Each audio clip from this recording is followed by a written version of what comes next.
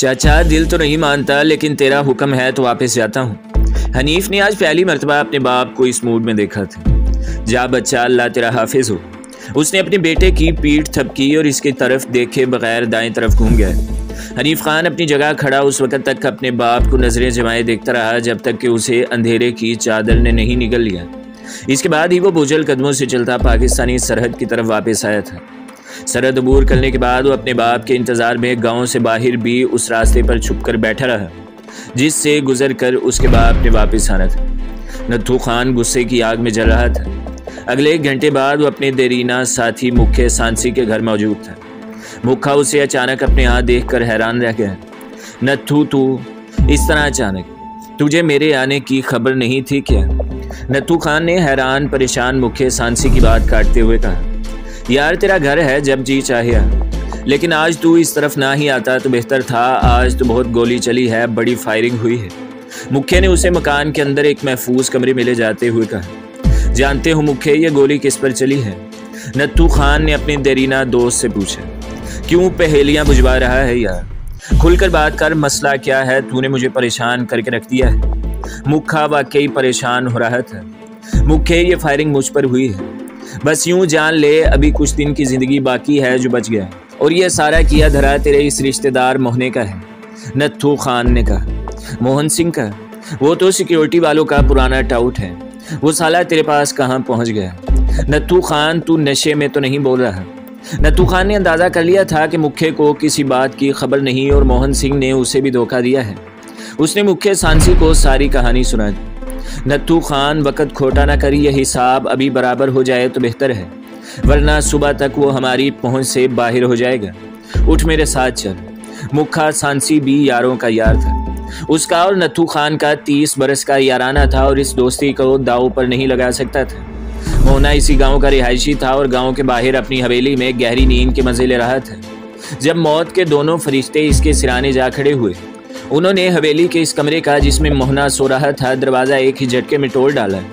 हवेली में शायद और कोई नहीं था, ना ही मोहन सिंह ने इसकी ज़रूरत महसूस की थी कि वो किसी और को अपने साथ रखता। दोनों को वहाँ अचानक देखकर ही इसकी आधी जान निकल गई थी। क्या बात है मोहन सिंह? घबरा गया। ओए, मैं तेरा रिश्तेदार हूँ और ये मेरा यार नत्थू खान। डरने वाली क्या बात है भाई? मुख्य सांसी ने अपने हाथ में पकड़ी कुल्हाड़ी इसकी आंखों के सामने लहराते हुए कहा। मैं कुछ समझा नहीं बाबूजी। मोहने ने बमुश्किल आवाज़ निकाली। खबरदार जो मुझे किसी रिश्ते से पुकारा। कुत्ते की औलाद, तूने क्या नत्थू खान को भी कोई आम सा स्मगलर समझ लिया था? मुख्य ने इसके मुंह पर इतना जोरदार थप्पड़ मारा कि वो चारपाई से उलटकर दूर जा गिरा और अब दीवार के साथ ये टिक गया था। कहाँ है घोड़ियाँ मोहन सिंह? देख लो, हम तो अपने वादे के मुताबिक आ गए हैं, लेकिन लगता है तूने अपना वादा पूरा नहीं किया। इस मर्तबा नत्थू खान की बारी थी। नत्थू खान, मेरी हवेली पर बंधे सारे जानवर खोल लो। मैं तुम्हें खुद सरहद तक छोड़ कर आऊँगा, लेकिन परमात्मा यानी खुदा के लिए मुझे क्षमा कर दो, मुझसे गलती हो गई। मोहन सिंह ने इसके सामने हाथ जोड़ते हुए कहा। नहीं मोहन सिंह, गलती तुझसे नहीं मुझसे हुई है। मैंने तुझे पहचानने में गलती की। मेरी अकल पर पर्दा पड़ गया था। तूने मेरे यार का नाम लेकर मुझे धोखा दिया है, लेकिन अब मैं गलती नहीं दोहराऊंगा। नत्थू खान ने फंकारते हुए कहा। क्या मतलब? मोहन सिंह का रंग मलने से पहले ही जर्द पड़ गया था। मोहन सिंह, हम तेरे उन मालिकों के लिए जिनका तू कुत्ता है तेरी लाश का तोहफा छोड़ कर जाएंगे, ताकि उन्हें इस बात का इल्म हो कि कभी कभी वक़्त का पहिया उल्टा भी घूम जाता है। नत्थू खान की आवाज़ उसे किसी डरावने खंडर से बुलंद होती भूतों की चीख की तरह सुनाई दी और मोहन सिंह के बारे बदन में खौफ सिरायत कर गया। मुख्य, तू तो एक मुसले के साथ मिलकर अपने धर्म के बंदे को कत्ल करेगा। तेरा दिमाग खराब हो गया है क्या? देख ले, तू भी बच नहीं सकेगा, ये तुझे भी मार डालेगा। मोहन सिंह ने अभी तक अपने हवास कायम रखे थे और चाहा था कि धर्म के नाम पर हम दोनों को आपस में टकरा कर अपनी जान बचा लें। तेरे जैसे 1000 जलील इंसान मैं इस एक मुसले पर निशावर कर सकता हूँ मोहन। मुख्य का पारा आसमान को छू रहा था। मुख्य, तू भी बच नहीं सकेगा। अगर मैं मारा गया तो सुबह होने से पहले BSF वाले तेरी भी तिक्का बोटी कर देंगे। मैंने उन्हें बता दिया था कि अगर मुझे कुछ भी हुआ तो ये तेरे कारण होगा। अब भी वक़्त है, तू निकल जा, इसे भी ले जा। मैं काली माँ की कसम खाकर कहता हूँ कि तुम्हें कुछ नहीं कहूँगा। हरामखोर, मौत को सामने देखकर भी तू मक्कारी और हरामखोरी से बाज नहीं आ रहा। तुझे तो बहुत पहले मर जाना चाहिए था। इतना कहकर उसने अपने हाथ में पकड़ी कुल्हाड़ी को दोनों हाथों से थामा और जोरदार वार इसके सर पर किया। बस मुख्य यार, बस कर, मैंने भी इससे हिसाब बराबर करना है। नत्थू खान ने मुख्य के हाथ से कुल्हाड़ी पकड़ ली। मोहने के सर से खून का फुआरा उबल पड़ा। वो बुज़दिलों की तरह चीख रहा था, लेकिन नत्थू खान के एक ही वार ने इसकी सारी चीखों का गला घोंट दिया। इसकी गर्दन तन से जुदा होकर दूर जा गिरी। दोनों दोस्त इत्मीनान से बाहर आ गए। उन्होंने दरवाजे को दोबारा बंद कर दिया और अब सरहद की तरफ वापस जा रहे थे। मुखा सियां जिਉਂਦਿਆਂ दे मेले, तू वापस लौट जा यार, उसने अपने दोस्त से गांव की हदूद से निकलते ही कहा। नहीं नत्थू खान, मेरा दिल नहीं मानता, तुझे सरहद तक छोड़ कर जाऊंगा, मुखे ने कहा। नत्थू खान को अचानक ही ख्याल आया था कि सुबह जब बीएसएफ वालों को मोहन सिंह की लाश मिलेगी तो वो फौरन मुखे सांसी को पकड़ेंगे, क्योंकि मुख्य का नाम ही उसने इस्तेमाल किया था और इस कत्ल का शक भी इस पर ही जाएगा। कहीं बीएसएफ वाले तैश में आकर उसे मार ही ना डालें। यही सोचकर उसने अपने दोस्त से कहा था, मुख्य तू चल मेरे साथ, अभी तेरा यहाँ रहना ठीक नहीं। पागल हो गया है क्या? मैं जानता हूँ जो तू सोच रहा है, लेकिन मेरे अचानक गायब हो जाने से तो इनका केस मेरे खिलाफ और ज्यादा मजबूत हो जाएगा। नहीं नत्थू खान, मैं वापस अपने घर जाऊंगा। मुझे ये लोग जान से नहीं मार सकते। सरपंच मेरा खास आदमी है और लड़के भी सियाने हैं, वो थाने कचहरी को संभाल लेंगे। मेरा एक आध रिमांड लेंगे ये लोग, मैं काट लूंगा, मुझे इसकी परवाह नहीं। और हाँ, अगले महीने शादी है निर्मला की, कहीं बेवकूफ़ी ना कर बैठना, मैंने ये बात तुझसे छुपाई हुई थी।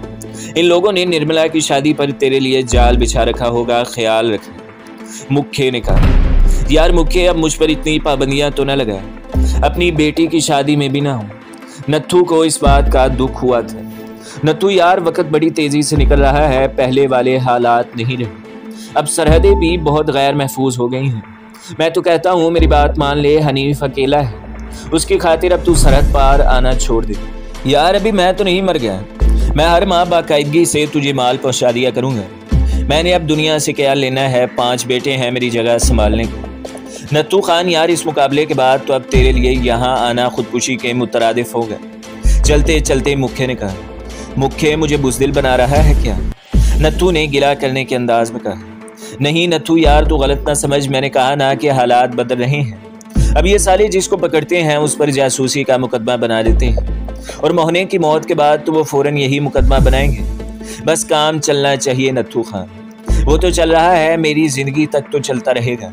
नत्थू खान ने इसकी तरफ जख्मी नजरों से देखा और खामोशी इख्तियार कर ली। वो बड़े बोझल दिल और कदमों से सरहद तक आया था। रास्ता ऐसा था जिस पर रुक कर वो बात नहीं कर सकते थे। उसका जी चाहता था कि अपने 30 साल पुराने यार से बहुत बातें करे और उसे कहे कि वो अपने ये अल्फाज वापस ले, लेकिन कोई ऐसी ताकत थी जिसने इसे बोलने से माने रखे। खुदा जाने आज वो इतना बुज़दिल कैसे हो गया था। उसके दिलो दिमाग ने उससे कहना शुरू कर दिया था कि मुखा जो कुछ कह रहा है वो सच है और वो इसकी बात मान ले। वाकई इसने कभी इस पहलू पर तो गौर ही नहीं किया था। हनीफ खान इसकी वाहिद औलाद थी। 2 बेटियां यके बाद दीगरे पैदा होकर मर गई थी, जिनके बाद डॉक्टर ने उन्हें सख्ती से कह दिया था कि अगर वो अपनी बीवी को भी अपनी बेटियों के पास नहीं पहुंचाना चाहता तो आइंदा सारी जिंदगी इसके वतन से औलाद की ख्वाहिश न करे। सुगरा इसकी बीवी ही नहीं, दुख सुख की पुरानी साथी भी थी। उसके चचा की बेटी थी। दोनों ने बचपन से जवानी तक का वक्त भी इकट्ठे ही गुजारा था। जराइम की इस दुनिया में रहते हुए भी वो अभी इतना बेहिस नहीं हुआ था कि सुगरा से मुतल्लिक इसके एहसासात को मौत ही आ जाती। वो तो तस्वुर में भी उसे मरते हुए नहीं देख सकता था। खुदा जाने इसने कितनी मरतबा सुगरा से कहा था कि वो उसे खुद से पहले अल्लाह ताला के हाथ नहीं जाने देगा। उसे उस बात का इल्म था कि सुगरा ने अपनी होश में कभी कोई नमाज कज़ा नहीं की थी। उसे अपने खामन से मुतल्लिक कोई गलत फहमी नहीं थी। उसने जिंदगी भर नत्थू खान को किसी बात पर नहीं टोका था। उसे कभी नहीं कहा था कि वो सरहद पार न जाया करे, लेकिन जैसे ही वो घर से अपने कदम बाहर रखता था, सुगरा सजदे में गिरकर खुदा के हुजूर गिड़गिड़ा कर इसकी सलामती की दुआएं मांगने लगती थी। किसी नादीदा ताकत के मुतअद्दिद मरतबा इसके कानों में सरगोशी की थी कि नत्थू खान, तुम अपनी बहादुरी, चालाकी या मक्कारी की वजह से नहीं, बल्कि सिर्फ अपनी बीवी की दुआओं के सदके जिंदा फिरते हो। इसने दोबारा सुगरा के बतन से बच्चा पैदा नहीं होने दिया। सारी जिंदगी सुगरा इसकी मिन्नत समाजत करती रही कि मजीद औलाद के लिए वो दूसरी शादी कर ले, लेकिन नत्थू खान कभी न मान। वो इस बात का तस्वुर ही नहीं कर सकता था कि सुगरा के होते हुए वो कभी अपनी जिंदगी में किसी दूसरी औरत को कदम भी रखने देगा। आज अचानक मुख्य ने उसकी तवज्जो इस अहम मसले की तरफ दिलाई तो वो लर्ज कर रह गया। वाकई इसके लिए हनीफ की ज़िंदगी बहुत कीमती थी। अगर हनीफ को कुछ हो गया तो सुगरा मर जाएगी, फिर इसकी ज़िंदगी का मकसद ही कहीं बाकी रह जाएगा। इसने सोचा और गर्दन झुका ली। दोनों सरहद के नज़दीक पहुंच गए थे। बस यार मुख्य बड़ा साथ हो गया, अब तू जा, वो सामने तो है सरहद। इसने अपने दरीना दोस्त के कंधे पर हाथ रख दिया। नत्थू खान। फरते जज्बात से मगलूब होकर मुख्य ने उसे गले लगा लिया। इसके मुंह से और कोई अल्फाज नहीं निकल रहा था। जाने क्यों उसे यूं लगता था जैसे वो आखिरी मर्तबा एक दूसरे को मिल रहे हैं। अल्लाह बेली, नत्थू खान ने भुर्राई हुई आवाज़ में कहा। रब रखा, मुख्य सांसी ने रूंधे हुए गले से कहा। दोनों दोस्तों ने एक दूसरे को भीगती आंखों से रुखसत किया था। रात दोपहर ढल चुकी थी जब नत्थू खान अपने गांव पहुंचा। सरहद से उसके गांव का फासला बमुश्किल 8-10 किलोमीटर था। गांव के बाहर ही हनीफ इसका मुंतज़िर था। दोनों बाप बेटा इकट्ठे घर में दाखिल हुए तो सुगरा ने खुदा का शुक्र अदा किया था। नत्थू खान को मुखिया सांसी ने जो बात कह दी थी उसने एक मरतबा तो नत्थू खान को हिलाकर रख दिया था। उस रोज़ ज़िंदगी में पहली मरतबा नत्थू ने संजीदगी से सोचा कि वाकई उसके पास हनीफ के अलावा और क्या है। ये तो खुदगर्जी की इंतहा होती अगर वो हनीफ को भी अपने साथ किसी सरहदी मुकाबले में मरवा देता। फिर ज़िंदगी की गाड़ी को किस तरह घसीटते। उसने तो अपने बड़ों से ज़िंदगी में जीने का यही एक तरीका सीखा था। ये तो सुगरा की अक्लमंदी थी कि उसने गांव की खासी ज़मीन खरीद कर अपने बेटे के नाम लगा दी थी ताकि मुस्तकबिल में उसे माशी मुश्किलात का सामना न करना पड़े। वगरना तो ये मुमकिन ही नहीं था कि उसके पास कुछ जमा भी रहता, क्योंकि नत्थू खान ने जो कमाया जिस तरह कमाया उसी तरह उड़ा दिया। उस रोज़ पहली मरतबा उसने रियासत अली की पेशकश पर गौर किया था। रियासत अली उनके इलाके का MP और नज़दीकी देहात का रहने वाला था। उसने दूसरे अयाशी सियासतदानों की तरह अपनी कोठी तो शहर की मॉडर्न आबादी में बना रखी थी, लेकिन अपना हल्का इंतखाब नहीं बदला था। रियासत अली के आबाओ अजदाद नस्ल दर नस्ल हुक्मरानों की गुलामी करते आए थे। उसके हल्का इंतखाब के बड़े बूढ़े बताया करते थे कि उन लोगों ने क़याम पाकिस्तान से चंद साल पहले अपनी ज़ात बदल ली थी। इससे पहले उनका ताल्लुक छोटी ज़ात के लोगों से था, जिन्हें गाँव के लोग अपनी ज़ुबान में कम्मी कमीन कहते हैं। रियासत अली के परदादा ने अंग्रेज़ों के लिए खिदमात अंजाम देते हुए अपनी जान का नजराना भी पेश कर दिया था। वो अंग्रेज़ों का टाउट था और इस इलाके में सरगर्मी अमल तहरीक आज़ादी के मुजाहिदों की जासूसी किया करता था। अपनी इन्हीं खिदमात के एवज़ वो मुजारे से मालिक की हैसियत इख्तियार कर चुका था। उसने इस इलाके के बड़े बड़े डाकू अंग्रेज़ पुलिस को गिरफ्तार करवाए थे। एक ऐसे ही डाकू को जिसे मुकामी लोग अपने लिए रहमत खुदाबंदी ख्याल करते थे, लेकिन जो अंग्रेज़ों के नज़दीक डाकू और कातिल की हैसियत रखता था। एक रोज़ रियासत अली के परदादा ने बहाने से अपने यहाँ बुलाया और खाने में जहर देकर मार डाला। उसकी इस हरकत को इस डाकू के साथियों ने माफ़ नहीं किया और इतनी अज़ियतनाक मौत से दोचार किया कि अगर इस ख़ानदान में गैरत नाम की कोई चीज़ होती तो दोबारा कभी इस जलील काम में हाथ न डालते। लेकिन परदादा की मौत का जो इनाम इन्हें मिला, इसने तो ख़ानदान की आंखें ही खोल कर रख दी। इस दिन इलाके का अंग्रेज़ डिप्टी कमिश्नर वहाँ आया और इसने रियासत अली के दादा को घोड़ी पर चढ़कर उसे भगाते रहने की तलकीन की और चंद घंटों के अंदर वो लोग सैकड़ों एकड़ अराजी के मालिक बना दिए गए। अराजी के हकीकी मालिकों को उनके मुजारे बनकर बाकी ज़िंदगी गुजारने पर मजबूर होना पड़ा। रियासत अली के दादा के हाथ इतनी बड़ी जागीर क्या लगी, उसके तो खून का खमीर ही बदल गया और लोग हैरान रह गए कि अब सरकारी दरबार में उसके नाम के साथ शाह का लहका भी इस्तेमाल होने लगा है। बंदू उसका नाम था, जो अब बंदे अली शाह में तब्दील हो गया था। इसने अपनी जागीर पर बसने वालों को सख्ती से इस बात का पाबंद कर दिया था कि उसे शाह साहब कहकर पुकारा जाए। अगर किसी ने उसका शजरा जानने की कोशिश की तो बंदे अली शाह ने उसे थाने भिजवा दिया। रियासत अली के वालिद की ज़िंदगी में चंद लोग ही ऐसे जिंदा रह गए थे कि जिन्हें इनकी असलियत का इल्म हो। इस दौरान पाकिस्तान की तहरीक आज़ादी ने जोर पकड़ना शुरू किया तो रियासत अली का बाप अंग्रेज़ का पुश्ती गुलाम होने के नाते जी जान से इनकी खिदमत में जुट गया। फिर उसने कांग्रेस में शमूलियत इख्तियार कर ली। सरकारी दरबार से ताल्लुकात का एक फ़ायदा ज़रूर हुआ कि उसे सियासत की सुदबुद हो गई और उसने अंदाज़ा कर लिया था कि पाकिस्तान को मार्ज़े वजूद में आने से अब दुनिया की कोई ताकत नहीं रोक सकती, क्योंकि कुदरत इस फैसले पर सादर कर चुकी है। अंग्रेज़ ने बरसगीर से जाने का फ़ैसला किया तो क़याम पाकिस्तान से बमुश्किल चंद माह पहले रियासत अली शाह के वालिद ने मुस्लिम लीग में शमूलियत इख्तियार कर ली। उसके अंग्रेज़ आका उसे ऐसे ऐसे सियासी दावपेच सिखा गए थे कि जिनसे उस ज़माने के सीधे सादे मुसलमानों की आशनाई नहीं थी। शाह साहब ने वो सारे सियासी हथकंडे इस्तेमाल किए और देखते ही देखते गाँव की सतह से उठकर तहसील और फिर ज़िला की सतह के लीडर बन गए। जिन बेचारों के साथ उनके बड़ों ने जुल्म किए थे, उनकी आवाज़ सियासत के नुकार खाने में तोती की आवाज़ जितनी हैसियत भी इख्तियार न कर सकी, और ना ही किसी के पास इतना वक़्त था कि बैठकर उनकी दुखों भरी दास्तान सुनता रहे। शाह साहब ने अपने माजी की तरबियत के बलबूते पर इस इलाके की लीडरशिप से ताल्लुकात कायम कर लिए। वो भी कोई बहुत अच्छे लोग नहीं थे। इनमें ज़्यादा तादाद उन मौका परस्तों की थी जो हवा के बदलते रुख के साथ उड़ते हुए मुस्लिम लीग के दामन में आ गिरे थे और अब उसकी डफली बजा रहे थे। बड़े और छोटे चोरों ने मिलकर मुकामी अवाम का इस्तेहसाल किया और ये रस्म पाकिस्तान बनने के बाद ज़्यादा ज़ोर शोर से जारी रखी। रियासत अली शाह का बाप जब तक ज़िंदा रहा, इलाके में MPA, MNA, कौंसलर, चेयरमैन वगैरह वगैरह के ओहदों पर फाइज होकर हुकूमत के मज़े लूटता रहा। 17-18 साल की उम्र से इसने रियासत अली को भी अपने साथ लगा लिया था और ओहदों की बंदरबाट बाप और बेटों के दरमियान ही रहती थी। इस इलाके के तमाम बड़े ओहदों पर शाह ख़ानदान ही काबिज रहता है। जिन लोगों ने क़याम पाकिस्तान के लिए अपने जानों के नजराने पेश किए थे, अपनी लाखों की जायदादों से हाथ धोए बैठे थे, वो बेबस ये तमाशा देखते रहते। कभी कभी कोई ज़ुबान अगर इनके खिलाफ जहर उगल देती तो अपनी मकाराना सियासत के बलबूते पर ये लोग बोलने वाले का मुंह दौलत के ज़ोर से बंद कर देते। अगर दौलत काम ना आती तो डंडा काम आ जाता और इनके अक्सर मुखालिफिन हादसाती मौत का शिकार हो जाते।